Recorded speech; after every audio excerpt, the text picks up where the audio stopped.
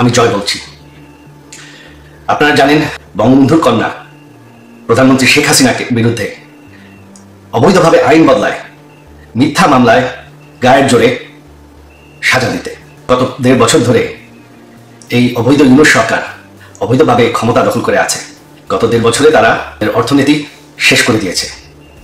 গত 1.5 বছরে কোনো আইন শৃঙ্খলা নেই।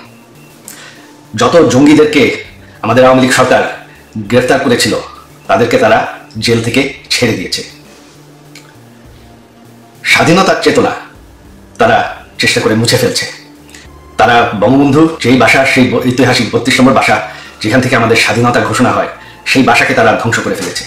আর সব শেষে তারা এখন জামাতি রাজাকারদের হাতে দেশটাকে তুলে ধরার চেষ্টা করছে। এখন তারা চেষ্টা করছে বঙ্গবন্ধুর কন্যা প্রধানমন্ত্রী শেখ হাসিনাকে বিরুদ্ধে অবৈধভাবে আইন বদলায়, মিথ্যা মামলায় গায়ের জোরে সাজা দিতে।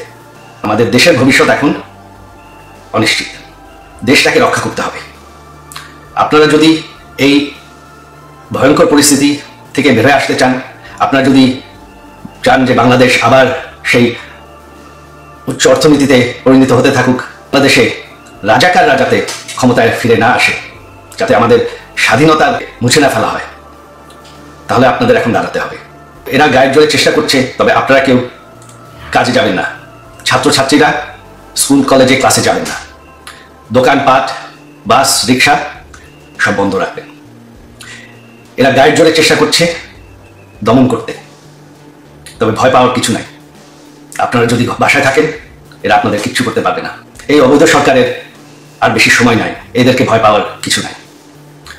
আর আমার শেষ অনুরোধ আইন শৃঙ্খলা বাহিনীদের পক্ষে যে এই সরকারটি অবৈধ, সম্পূর্ণভাবে অবৈধ।